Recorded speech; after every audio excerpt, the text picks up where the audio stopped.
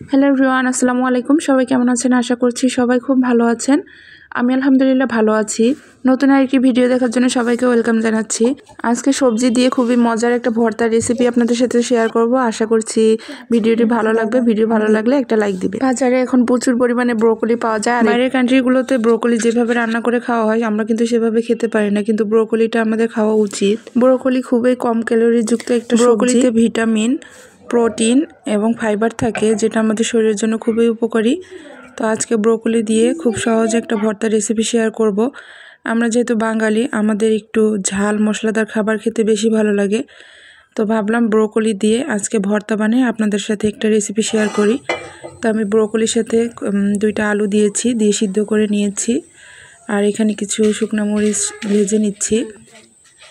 শুধু ব্রোকলি ভর্তা করলে খেতে ভালো লাগে না, এজন্য আমি এর সাথে 2টা আলু সিদ্ধ করে নিয়েছি। এখানে কিছু পেঁয়াজ কুচি ভেজে নিচ্ছি। তো এই যে ব্রোকলিটা আমি 2টা সিটি দিয়ে সিদ্ধ করে নিয়েছি প্রেসার কুকারে। এর কালারটা কিন্তু একদম সবুজ আছে। পানিটা ঝরিয়ে এখন প্যানের মধ্যে দিয়ে শুধু একটু নেড়েচেড়ে নিব, গায়ের পানিটা শুধু একটু শুকিয়ে নিব। এই যে দেখেন ব্রোকলিটা কিন্তু খুব সহজে সিদ্ধ হয়ে যায়, একদম নরম হয়ে গেছে। তো আমি একটু উল্টে পাল্টে গায়ের পানিটা একটু শুকিয়ে নিচ্ছি, এতে করে ভর্তার টেস্টটা ভালো আসে, না হলে একটু পানি পানি থেকে যায়। তো আমি ভেজে রাখা মরিচগুলোকে এখন একটু ডলে নিচ্ছি, সাথে ভেজে রাখা পেঁয়াজগুলো দিয়ে একটু সরিষার তেল দিয়ে মেখে নিচ্ছি। এখন সিদ্ধ করে রাখা ব্রোকলি আর আলুগুলো দিয়ে ভর্তাটা বানিয়ে নিব। এভাবে একটু ঝাল ঝাল করে ভর্তা করলে কিন্তু খেতে ভালো লাগে। ব্রোকলি শুধু যেভাবে খাওয়া হয় সিদ্ধ করে জাস্ট একটু সটে করে নেয়, তো ওইভাবে কিন্তু আমরা খেতে অভ্যস্ত না। আমরা যেহেতু বাঙালি, আমরা একটু ঝাল মশলাদার খাবার খেতেই বেশি পছন্দ করি। তো এই জন্য ভাবলাম ব্রোকলি দিয়ে ঝাল ঝাল করে একটা ভর্তা করি। তো আমি ভর্তাটা করে নিয়েছি, সবশেষে একটু ধনেপাতা দিয়ে দিচ্ছি।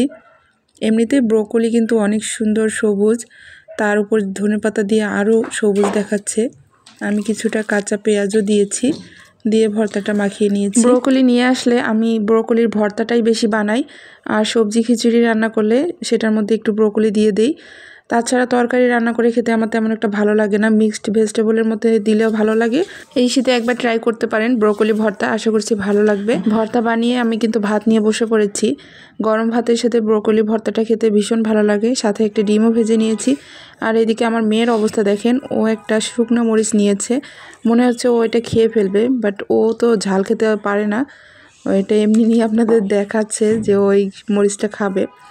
তো আশা করছি আজকে ভিডিওটি ভালো লেগেছে। ভিডিও ভালো লাগলে কমেন্ট করে জানাবেন কেমন লাগলো। ইউটিউব থেকে দেখে থাকলে চ্যানেলটা সাবস্ক্রাইব করবেন, আর ফেসবুক থেকে দেখে থাকলে পেজটাকে ফলো দিবেন। সবাই ভালো থাকবেন, আমাদের জন্য দোয়া করবেন। আল্লাহ হাফেজ, আসসালামু আলাইকুম।